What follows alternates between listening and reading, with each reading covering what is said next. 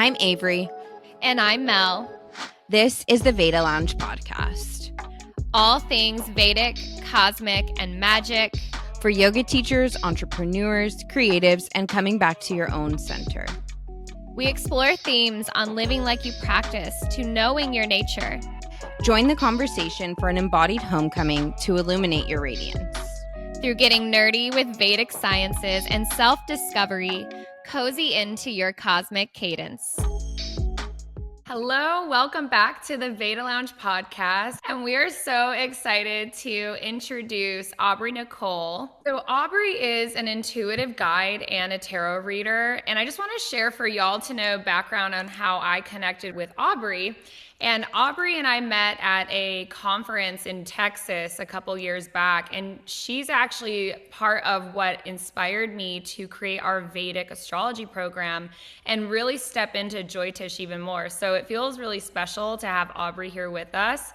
She is known for her knowledge in tarot and expansive metaphysical studies and practices. Her mission is to empower people with clarity as they make decisions about next steps and also how to connect with their highest aligned path. So diving into the metaphysical a little bit, and I'm excited to talk about this today and her to share, because she has an immense background from, you guys will get to hear a little bit about her work with the chakras, but also meditation and astrology and some of these other modalities that really help us comprehend our relationship with the unseen, which is so deeply relevant to the Vedic sciences. So Aubrey, thank you so much for being with us today, and welcome. Oh my gosh, thank you so much. I'm really happy to be here talking with you. And I didn't know that our kind of meeting or conversations back in, I think we were in San Antonio back in October of 2022. I didn't know that had anything to do with the Vedic astrology course. So I'm really happy to hear that I was maybe a small part in that, getting that up and out into the world. So one of the thing that I think with anybody navigating things you love is like that confrontation of, am I good enough to share it? And I remember at that time I like super closet obsessed with Jyotish, and I got to really share it with people at that conference, and y'all were like, Mel, you can do this. And I'm like, you know what? I can do this. And it was a huge inspiration. So yeah. You actually were on my podcast. You have an episode up, and I have had multiple people reach out to me and say, oh my gosh, the way she described Jyotish, like, it's so simple. Why has no one explained it like this? When you talk about Jyotish being like the soul's like mission and karma, and you talk about like Ayurveda is the physical, and then like, you know, yoga is the mind, and then Western is kind of like the, I don't know if you said it was like the day-to-day. I definitely see you as an expert in it. So even though sometimes it's hard to maybe hear that. Part of even with this podcast is that permission, and hopefully to activate listeners too, and like these different arenas that you're interested in. You know, I know last week Averie and I had someone on for lifestyle medicine, and then this week we're bringing on some deep metaphysical conversations. But I just want to share a little interesting synchronistic tangent on partly why I'm really excited for Averie and I to connect with Aubrey today. Is there's so many questions about the unseen, and there's such a, I think in our modern world, we have over materialized everything in so many ways, but it's pretty obvious the inherent framework that exists that's so subtle. And quantum physics is something that I'm really passionate about, and we thread into our yoga therapy school and our trainings a lot. But it's funny, and you guys will, I have to tell you all this because I think you guys will both appreciate this. So I asked ChatGPT. ChatGPT because I was like, we had just watched Oppenheimer. I don't know, have y'all seen that movie? I haven't seen it. No. It's heavy. I mean, it's about how with physics and what happened in World War II. And I asked the question of, it's like, why do we tend to take, you know, understanding of molecular, like the basic energetic components of life, why do we tend to use it for weapons or in these contexts and not in a way to understand our reality? And its response was really interesting because what it said is, it said, that quantum physics does not correlate to macroscopic objects such as planets and so forth. And I said, hold on.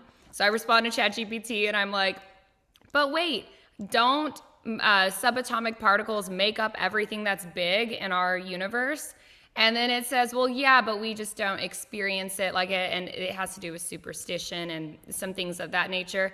But then as I'm literally talking to the robot, it finally gets to a place where it's like, well, yes, quantum mechanics are happening all the time. And the reason I'm bringing this up is as we get into talks about metaphysical, is it really that far stretched when there is this subtle framework of our reality? And I think Averie can probably add on to this in a way of like our interest in acknowledging the impact of planets, the impact of energy, auric fields, and even the synchronicity that whether it's oracle cards, tarot cards, chakras, all these different things, how it can help us translate things in our life a little bit and also deal with different things in our life. I feel like it's timely of like why these conversations can be powerful, you know? Absolutely. When you're talking, you're coming at it from maybe a little bit of a different lens than I don't know a lot about quantum physics. I listen to it, but I would never pretend like I kind of understand it in a deeper way because that's just not how my brain really runs in that direction. But when you're talking, what I'm hearing is like the idea of scale. And when people talk about, well, how do the things you do, I do readings that they're called Cartomancy readings, Cartomancy, Cartomancy, and they involve astrology and numerology. And there's numbers and science behind it. And I'm able to help people with some of the expected karmic timing that might be coming into their lives, like energies they could expect to encounter, things that they can just be aware of as they're going into different seasons of their life. And so when I'm talking about this, people are like, wait a minute, you think the planets are really affecting things? And the way I respond to it is just that it's like, if you were an ant and you're walking in the grass and the only thing you're doing is looking down or at the things that are at your scale, and that would be a blade of grass, maybe another insect, you're obviously perceiving the weather in a certain way, right? You're not perceiving the weather the same way that someone of our size, like a human size or scale, would perceive it. And so when people are like, the planets, that's crazy, I'm like, no, it's not. It's just way up, I'm putting quotes, like above us. It's really high up above us, and we're not next to it. And the scale is so large that we can't perceive it. But to think that it doesn't affect us is, to me, no shade to anyone, but kind of some shade. It's a little bit silly. It's a little bit silly. It's like an ant thinking that, a skyscraper like being built and a lot next to it wouldn't affect it. It's like thinking that, a human walking by and maybe they're covered in a lot of, this is kind of like weird and obscure, but like a lot of scent, like maybe they're wearing a lot of perfume or they've just walked through an area and they have different things in their field, that wouldn't affect the ant. You may not see it directly. It may be something that happens later. It may be an effect that's hard to perceive, but the effect is there. It's just a matter of scale. And humans are sitting in our little laboratories with our computers looking mostly down, a little bit up, but only with tools that you're still looking up with the tool and you're not there in the scale with things. So yeah, that's kind of how I try to explain it to people. And some people are like, whoa, I never thought of that. And some people are like, BS. I'm like, okay, on to the next. Like, I'm going to keep moving.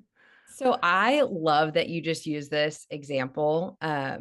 And I've heard it once before a long time ago, and it has stuck with me for so long. So to hear this like articulated in that way is so beautiful. And what I think it helps us understand too is the power of the unseen, because the ant has and to me, it speaks to this, like, I've heard dimensions explained this way, because again, it's scale, it's level.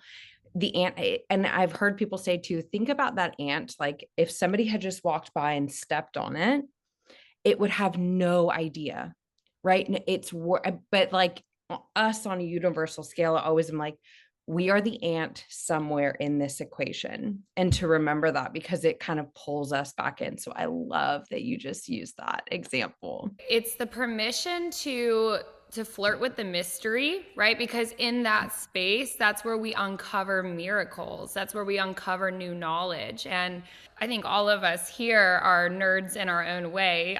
I know, Aubrey, you wouldn't be at that conference with the astrology and the things here if you were not interested in learning, right? Like that hunger to learn is what awakens new eras even in our culture. And I feel like we're in this very interesting in between. This might be that Pluto stuff, right? Whether it's that or just the eras going into the age of Aquarius, right? But there is this interesting acknowledgement that is getting louder and louder that there are these unseen forces. So it's now at the point of being undeniable. I think there's people that were perceiving these upcoming changes or the beginning of a momentum of change in, even the late 50s and early 60s. So like there's people that were perceiving the subtleties in their environment that something was starting to shift, and it's been building. And then we have people that have more experience than us that were perceiving it and explaining it in a different way. But we are at a point right now, we can point to the astrological cycles, which can be measured, and you can look at them and see that they're happening. Like this is actually happening. Whether you believe in the effect of it, that's another thing. But logically, for people that are very logic based, these things are happening. And I feel we're at this point now where it's absolutely undeniable that and I can't tell what part of the wave we're at, but I feel like we're at a cresting of the wave, or the wave has crested and now we're beginning to start to feel the compaction of that, of these changes. But they're monumental. It's the changing of like an epic, an era. There's no way to even describe the scale of it, because from what we can tell, what we know in history, and who knows how much of that is real or fabricated, we really don't know. I look back at history and I just have to imagine that there's been other times in history when, there's this kind of confusion about what's happening, and there's some people that purport to know, and then there's some people who somehow are oblivious to it, which at this point, I'm finding that less and less when I'm out in the world and interacting with people. It does really appear that we are at a high crescendo point. And again, you don't know if that's right before the wave. Are we riding the wave? Are we starting to crash down? But this is definitely a different time. We're alive at a different time. There were feelers out, things were building, but now it's like, okay, we're really at something that's where a shift is happening. I don't feel that it's scary. It can be frustrating, lonely, sad. It can, for me, create like anxiety where I'm like, oh my gosh. For me, the world did seem, even though it was kind of messed up, the world seemed a little better a while ago. It felt better, at least, to be in it. And then also coming to the realization that like, I bought this ticket, like I'm taking the ride, like I'm on this ship, I can't get off, like I chose to be here. So how do you evolve, relax into, breathe into the moment as it is? And it's not easy. Like I used to hear people say that and I would be like, they're so, full of it. They're just speaking in riddles. But then as with my experience and the way my life has unfolded, what I've chosen to lean into or learn or practice, I've realized that is a real thing. And as yoga instructors, I know you guys are really familiar with this, but there is a way of being in difficult moments. It's a form of surrendering into it. And it doesn't mean you give up or that you feel that you don't have any say in how the outcome might unfold, but there is a way of relaxing the body physically, which is a big part of it, and just letting it unfold in your body and like processing it and not holding on to it. And this speaks into that mindset stuff and how we're collaborating with these experiences. And, I'm laughing because it's like we're at a place where we're definitely arguing with robots already, right? But simultaneous to that is this ability to have access to information, but the importance of our discernment stays relevant always. Like that discernment stays so important. So yeah, it's really interesting when you bring that up, especially around our relationship to these circumstances and these changes. Especially now, the way we socialize, interact, get information, it is an algorithmically created echo chambers. We know that.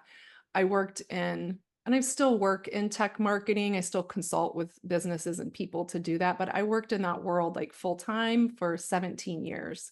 So seeing how, and everything is marketing, like every company is using marketing, and marketing isn't just like a sign or an ad to make you buy things. There is like intense data psychology. There are things happening. There's algorithms built to that. Most people are pretty aware of that now.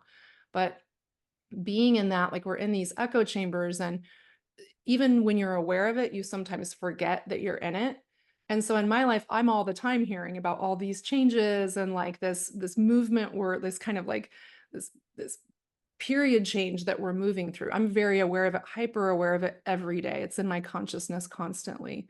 So I make a concerted effort, and I have for years, I make a concerted effort that when I'm out in public and I see someone who, again, just you're judging a book by a cover, appears that they might not be in the world I'm in, or that they're just living a different type of life, I will go and strike up a conversation and just be like, oh, like, and I'll ask little questions just to see, like, is this just me and like my weird group of people who like to study human consciousness, or is this out there? And I'm telling you, it is out there. It is out there. People, and the examples that people will give are really sometimes funny or like cute or interesting, but people perceive it. I think there's opportunity for everybody right now, regardless of whether you've been studying this or embedded in this. People are, it's getting to the point where it's undeniable. It is undeniable. It's very undeniable. And then people will start to become curious. I believe they'll have to be curious. You can't have something insane happening in front of you in your day-to-day life all the time and not have a little curiosity.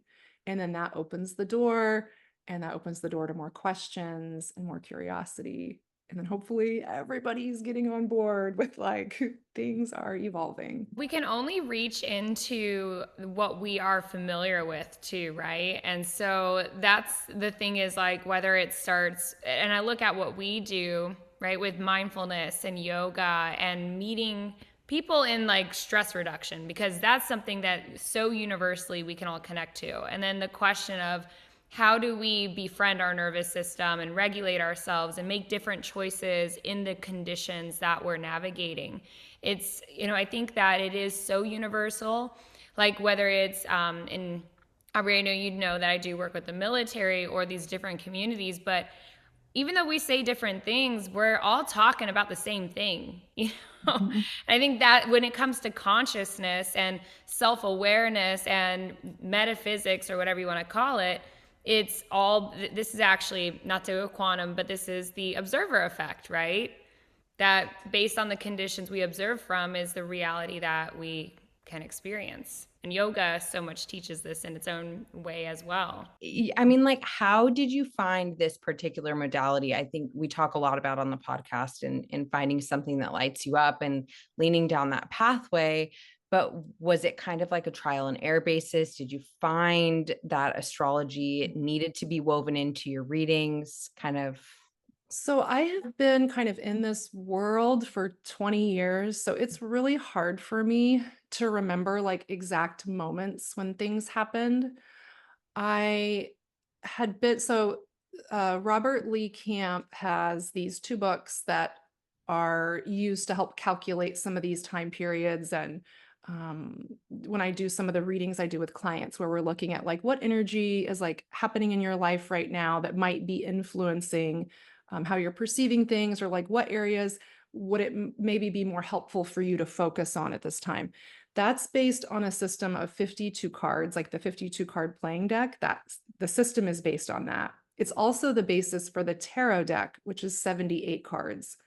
All of these systems have a deep, deep basis in numerology. All of the numbers are critical. There's like, so numerology is kind of baked into all of it.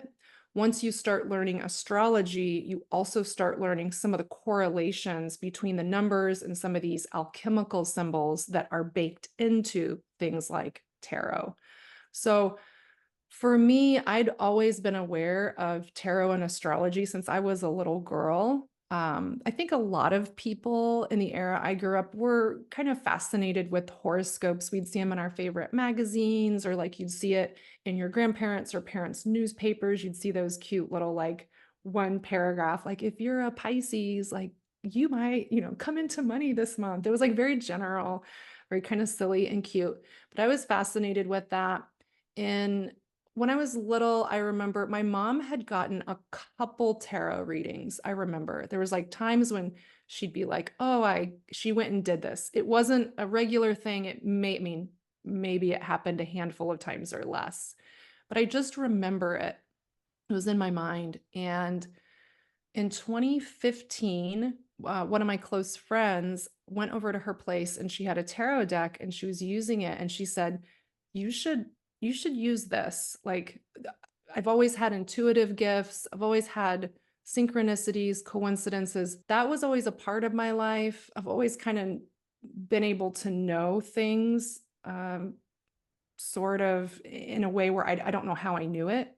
So in 2015, she's like, "Hey, you should check this out." And she gifted me a tarot deck and I became obsessed with it. Like just full on obsession, just the numbers, the symbols, the colors, like the hero's journey, all the tie-ins with like Carl Jung and like the Jungian psychology, like a lot of Jungian psychology, I shouldn't say a lot. There are some Jungian psychologists that use tarot decks in their practice. They'll have their clients pull a card and they'll work from there because of the subconscious things that can come up based on the imagery. So always was fascinated with it, started like a self-study in 2015. And pretty soon, within a couple of years, I was doing readings for people I knew. And I was even surprised at like, wow, like they would sit down, ask a question. And as I was using the cards and working with the energy, it was almost like I just knew things that I didn't know how I knew. And it was very specific. And in 2019, I was asked to do a professional paid tarot reading for a more well-known person in Los Angeles. And I was at a party and I said, like, they said, "Oh, Aubrey's a tarot reader." I said, "Oh, no, just I'm amateur. No, not me. Like, I need to go to someone who's a professional." And the people with me were like, "You're a professional." And the person was like, "I want a reading with you. Can you come back to my house tomorrow and do a reading for me and my partner?" And I went for my first reading at this person's home, and they were very happy with the reading. And I was also very surprised at like, wow, this information just seems to be flowing in. There's this concept of the noosphere, Noosphere. It's like the biosphere, the technosphere. There's a sphere that we are all involved in that it's kind of like the natural internet. You can think of it that way. It's the original natural internet. There's energies. We're in a field of energy, and we have thoughts, feelings, emotions, words, ideas, actions, and all of that is kind of plugging in. I think, Melissa, you and I talked about it. Some people might call it the Akashic. Some people, and there's maybe little different flavors on each of these words. So I'm not saying they're one-to-one, but it's that concept. I think I was born with heightened abilities in certain areas, and then I've been honing it for so long and studying and practicing and meditating and getting familiar with how things feel, things I can pick up when people are speaking in their voice. Like I'll hear micro expressions in the tonality. I'll be watching their face. I'll be feeling things they're emoting out that I'm able to perceive. Sometimes I see it in a way in colors or feel it. I'll see a shape, but it's there for me. When I'm doing readings, not all of my clients, we even use the tarot cards or these systems. Sometimes I have clients will just get on, I'll just be speaking with them and I'll get into a flow once I'm connected into their fields. And they're like, wow, like I'm able to pass through information. I don't have an exact way to explain this, but it almost feels like there's this information in the noosphere. I'm connecting with someone. I'm in the moment with them. I'm picking up things that I've just fine-tuned certain things inside of me where I'm picking up micro things and piecing things together quickly. And then with the cards, there's something about the cards when I'm moving them, specifically my deck. I use one deck when I do readings. I now have a connection with each of those cards. And as I'm moving the cards and looking, I'll lay them out. And it's almost like it's almost like putting on glasses, like eyeglasses. So all the information will be there in a reading, and I just feel a lot of information. Some of it can be specific. When I pick up the cards and start using them, it just comes into like perfect vision for me. So I don't know if that's my subconscious reacting to the images, and then I'm like, oh, this is how you connect that dot. Or if it's another mechanism. There's a part of the tarot cards when in the right hands is very unexplainable. There are times when I'll look at a sequence of numbers and know a specific date. Be like, December 12th, 1987, what's that? And they're like, oh my God, that's when my sister was born. Sister, we're doing the reading about. I'm like, oh. There's times when just very specific things happen where I'm like, I don't think this is the subconscious so much as like there's some unseen force that is using these cards to give me a more specific language to help my client, to collaborate with them, right? I try not to go into a reading and be like, you should do this, you should do that. It's just like, hey, this is coming in pretty strongly and I'm feeling this. And then sometimes there will be other energies that are present, that are there, that seem to pass through information in different ways. And when I communicate it, it makes a lot of sense to the people I'm communicating it to. It might not make sense to me, but it makes like very specific sense to them. This is where, with the metaphysical, when we're just talking about this, or how astrology, right, with Joy Tish and Avery and I teach people how to read charts, right, and how to be in relationship with charts. And it's like part of it is the wisdom and knowledge that you have developed over time. But then there's this other side of it that is really hard to explain, but it connects into intuition. And personally, this is where I get really obsessed with trying to comprehend those mechanics, why I'm a quantum nerd. And I'm trying to connect these dots because there's no better or clear way to say it, but I just can't make this shit up. Like there's things that happen that it's just like, that was so weird. There's gotta be something, but nonetheless, it is that you have the knowledge, you learn about a system or you use a tool, but then there's still this collaborative, energetic. I love that you said the noosphere. That's so cool. I know. I'm obsessed with that. And you're so right, because it's also like Mel said, when we're teaching people how to interpret charts and really dive into this stuff for their own self-knowing, that's the hardest part to teach, right? Is because, like you said, there are no words for it.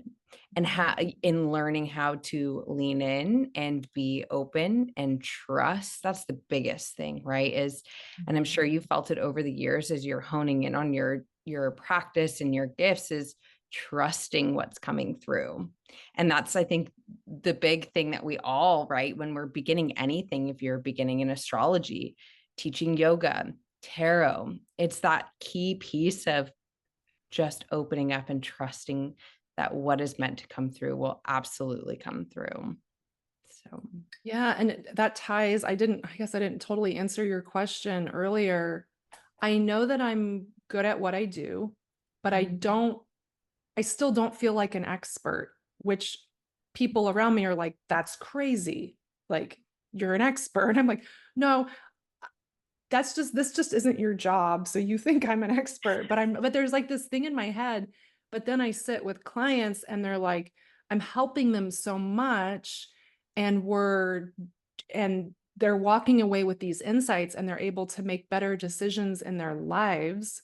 And there's things that even I'm like, wow. And it's when I say, how did I know that? I'm like putting I in quotes because I didn't know it. It's just there, but then somehow I'm like able to like, I don't always like the word channel, but like, I'm just like, it's flowing through me. It's not like I know this and you don't. It's just, we collaborate. And then I'm like, oh, wait a minute. Did you notice this thing that I'm somehow able to perceive that you're not perceiving? But it's not that like I knew it in this memory bank and then I'm just telling it to you. It's like in the collaboration, it comes through and I have somehow a voice for it. And so there are times when it's hard to, I'm like, am I an expert at this? Because then I meet someone, I have a friend, Caitlin, she's an expert numerologist. She wrote the book, You Are Cosmic Code. She's a bestseller. Like she can tell you anything about, she's an expert at numerology.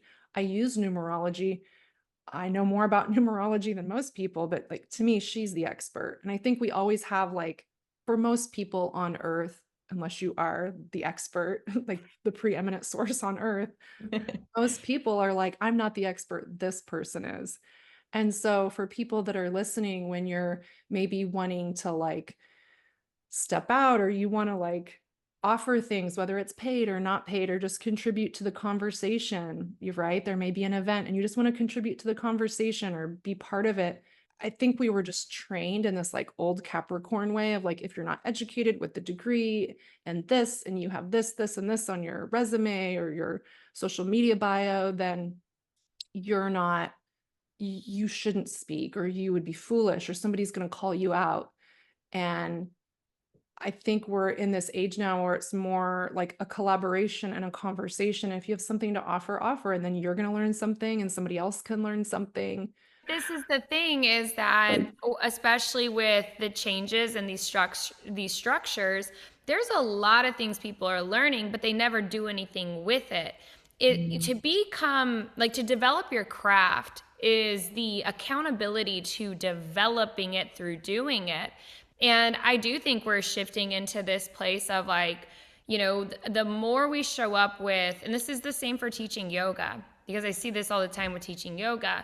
The craft is developed by being with the humans and sharing and practice talking about it, but also that there's a lot of room for different perspectives. So whether it's different styles of yoga or styles of astrology, and that's one thing I know Averie and I, part of with these conversations, is to really give people a multi-domain, a multi-expressive, modeling of these different ways that you can be in relationship to yourself and your crafts. And that's a big thing within the metaphysical world. It's like, I almost feel like they have part of the things you're describing, because in a way, to be honest, in Vedic astrology, right? I started learning this in 2018, but a lot of these, well-known yogis or established people who've been doing it for so long immediately were like, oh, you can never, because you need 30 years of experience. You need 30 years, you need this, like, and like, what? If you study something and you practice, you learn while you walk. Or if you're teaching, going back to even the unseen stuff we were talking about, I might just feel intuitively that we need to do some shoulder stuff and never even know that the student needed that. But because I'm listening, going back to what Averie said on that self-trust, like if we really are present and in our own process, and we can just like go like this with the identities, right? And clear out that, it's like, no, we get to be our own uniqueness. And I actually think this is our nature, right? Like all of us are connected to these spiritual things, and then how it channels through us, it's unique to us, right? In our own nature. This is like what you just said is exactly the era change we're in. Pluto and Capricorn, there's hierarchy, and someone is at top and they lead because they are, quote, qualified. In some cases, that was helpful and true. We are now seeing in a lot of cases that is not true and unhelpful and sometimes harmful. Now, as we go into Pluto and Aquarius, Aquarius is about being a leader, a leader. You have advanced ideas, but you lead from within the circle. There is no platform. So it's the people that you studied under 30 years to begin teaching was appropriate in that era, because that is the era we were operating under, and that's how things were. Now, like you're saying, it's you're learning as you're learning, you're becoming able to share information and teach as you're learning to walk. Now there's a fine line. So there is the fine line of it's knowing and having people around you and having the being able to be objective enough to know when is it appropriate to step onto a quote stage and be giving, directives, and they've been well vetted, and you know that it will work for the audience you're in and it's going to be helpful, and very, very, very, very small chance that it could be harmful. I don't know if you can ever eliminate that completely based on the bias of the person taking in the information and what they're going to do with it, but there is the fine line. It's like, and I think that's why the collaborative, all putting our voices in, and then you can hear, wait a minute, that's a good idea, but have you thought of this? And when we collaborate, we're able to help each other see some of the blind spots that we might have. And then we're not also beholden to quote experts who maybe aren't as expert as they think they are, or things have changed and times have changed, or there's other factors that have come into play, but you're not allowed to question those experts, right? And that's where we get into problem situations like young gurus who are not young gurus, or experts who are just Cults, right? Like the overpaid cults and things like that. Yeah. overpaid bureaucrats. It's like, no, no, no, no, no. Yeah. Like, we're in Aquarius now. We lead from within the circle. And when you're in a circle and you're leading, a circle doesn't have a direction forward, a direct, there's no forward and back per se. It's a movement, it's an evolution. There's like a dance happening in the circle. You say something and you're quote leading. Does it mean you're advancing the information forward? But then just as quickly, somebody on the other side of the circle, it could appear to be backwards or behind you, but we don't have that directionality in circles. That person is now the leader. Yeah. And we turn and we evolve that way. So it's a very different way of leading, and something that I think a lot of people are taking to really easily. And there are going to be people who are not going to take to that easily, and they'll have to find their new place in the circle. I think the key thing here too, right, as we talk about leading from this circle and this major shift, it has to do too with, right, it's based on the collective benefiting, really. And that, right, it's not this hierarchical demand for power. And that can be very Capricorn.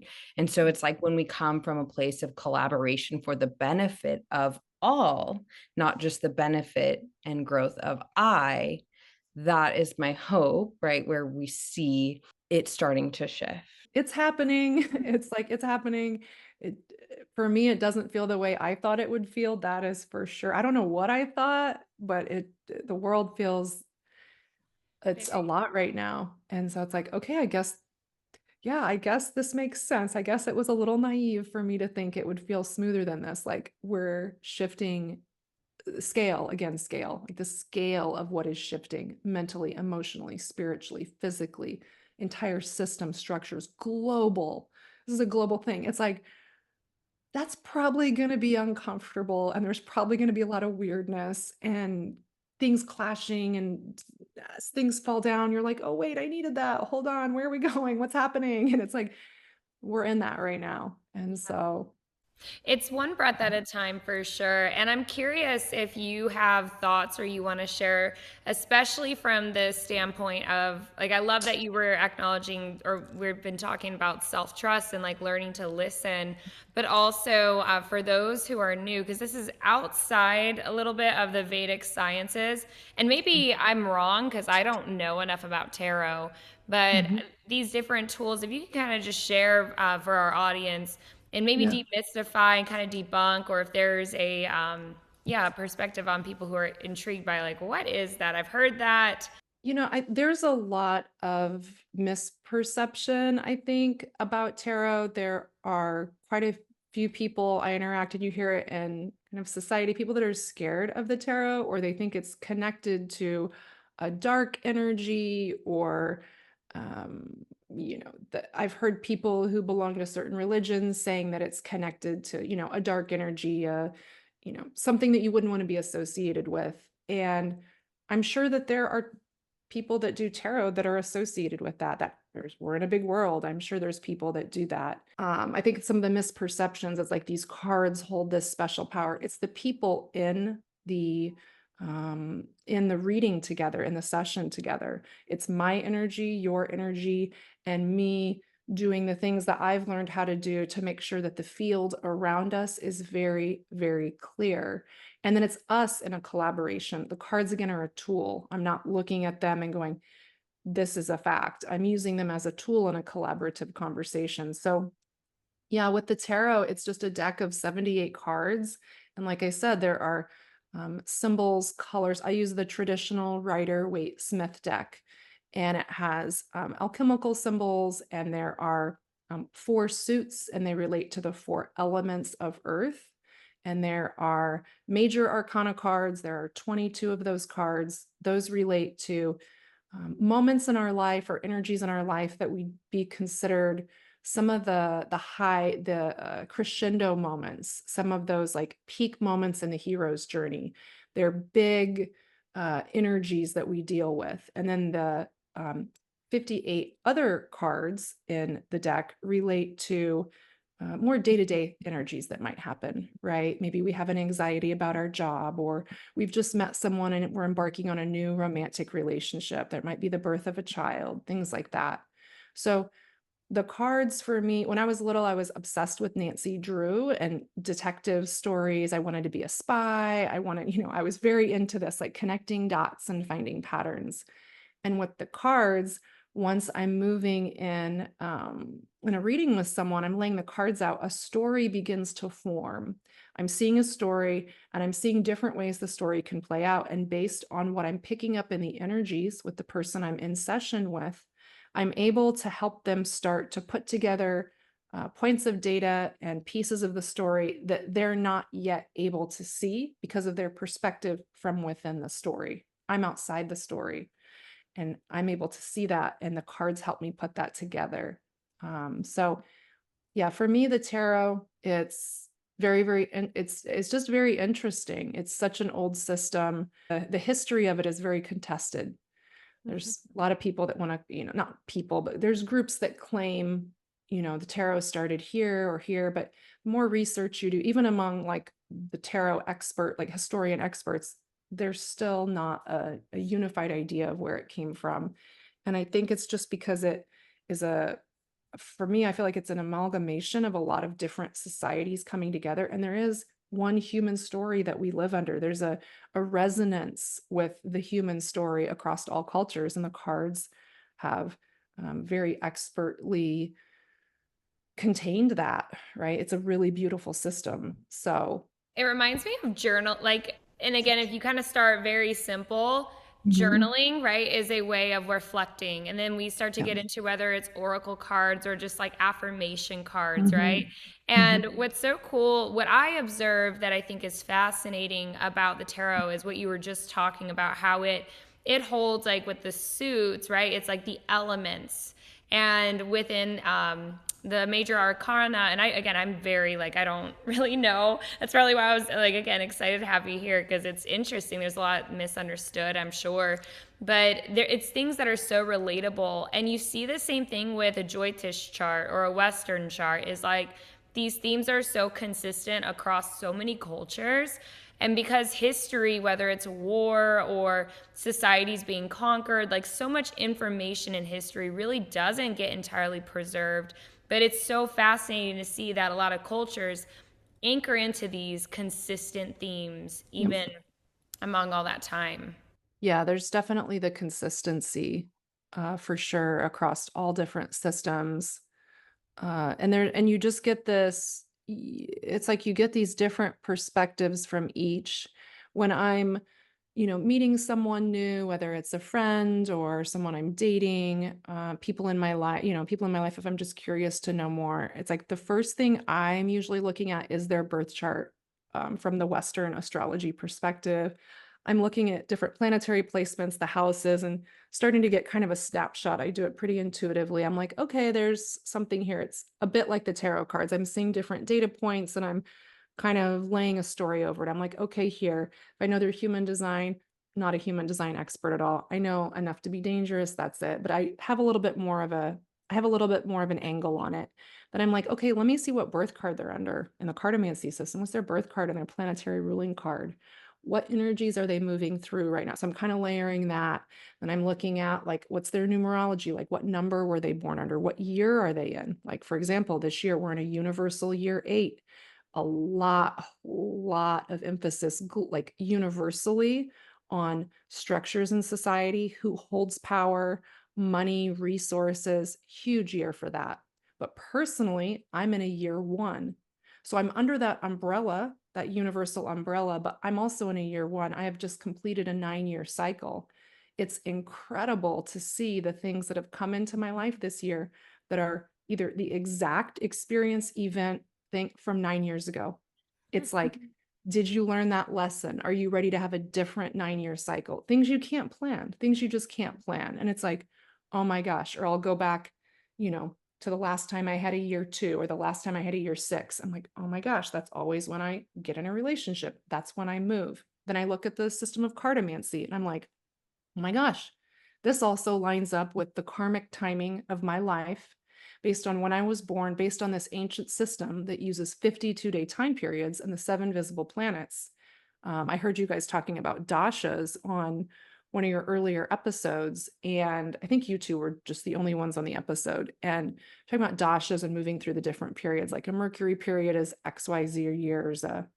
And that's very similar to what you see in cartomancy, right? You move through Mercury, Venus, Mars, Jupiter. You're going through them in like this sequential order, like from age 0 to 7, then 8 to 14. You're moving through them.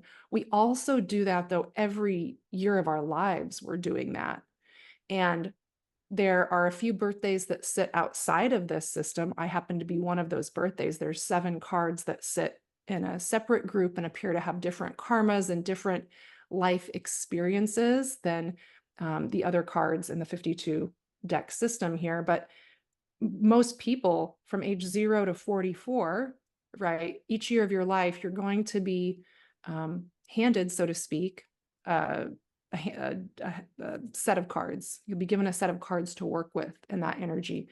And you're working with them in 52-day time periods, and there's overarching energies that happen. But each year you're going to be handed a new hand of cards to play from 0 to 44. At age 45, the majority of people, these 7 cards not included, at age 45, you flip back and you get the same hand of cards you got from the time you were 0 to 12 months old. And so from 45 to 99, you're reliving the first half of your life. The same energies are coming in. Might not be the same exact instance, but it's the same feelings or energies are coming in. But now you're an adult and you have a chance to now play that differently. So age 45 it's critical. I mean, it's midlife for a lot of people if you're living like a full life.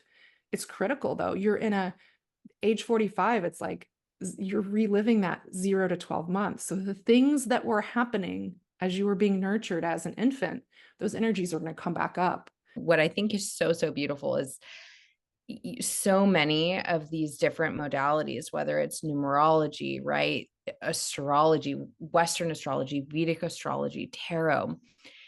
It's like, it's really, if we approach it from the angle that they're all just leading us to that same place, right? Which is that beautiful sense of self-understanding and coming home, right? All of these are just modalities that are walking us home and leading us home.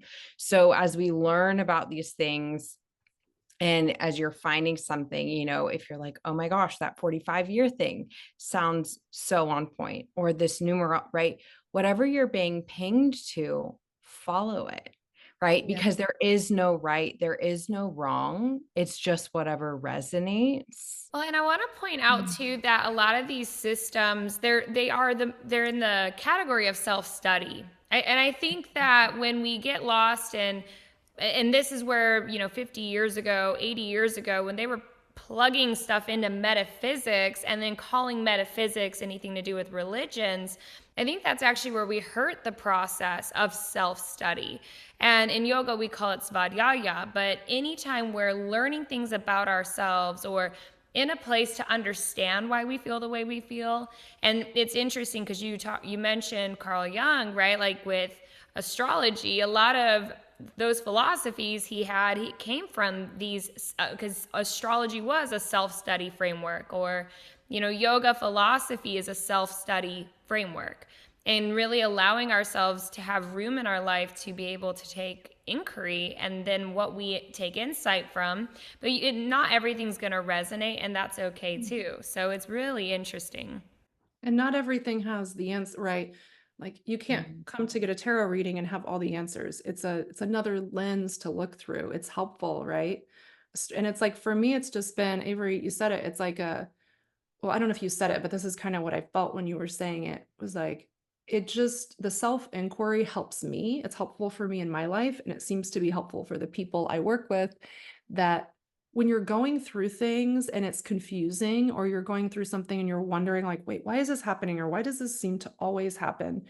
When you can start to see it through a system, it's like, oh, that makes sense. And then there's almost like a path out or a way to be in it and be a little more relaxed in it.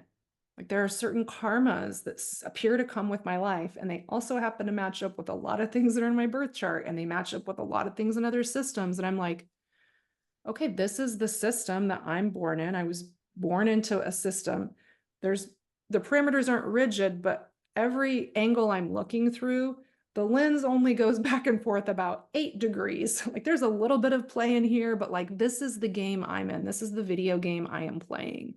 And so how can I best play this video game? How can I nurture myself through it? How can I release some things that it's just like, that's not part of your game, girl. Like that's not what is going to happen here. Like this is what's happening. Can you be here? Can you focus on this? And can you, unfold, evolve, and become like, I don't know. I mean, don't hold me to this forever. It may change, but just the more it's happening, I feel like the goal here, if there's a goal, is just to keep relaxing and unfolding into more and more just like contentment and presentness in the moment, and just appreciating what is here. And like the idea of going out and chasing or pursuing, we need to do things in life, but like I'm realizing, like for me, I'm like, I think that's less and less about what this is and more about kind of we're evolving back. Like we're born a baby, we chase, we go, and then you're unfolding, and then you start becoming, there's less movement in your life as you get older and older, right? Think of an 80-year-old, a 90-year-old, a 100-year-old. I think just these systems help us in that process so that we're not, like you said in the other podcast, Avery, kind of adhering to an old dasha, right? You're in this dasha now. Like Melissa, you were born in that Saturn. It's like this, I'm here to work hard at first and then I'll chill, right? Or it's flip-flop for some people. Yeah, no, that's beautiful. Okay. Well, thank you so much for taking time to be here and just sharing this stuff. It's all like food for thought, inquiry. I know that it got my wheels turning, and it's just, I love self-inquiry so much and self-study. I'm like, it's so fascinating to explore ways to observe our universe. So thank you for being here.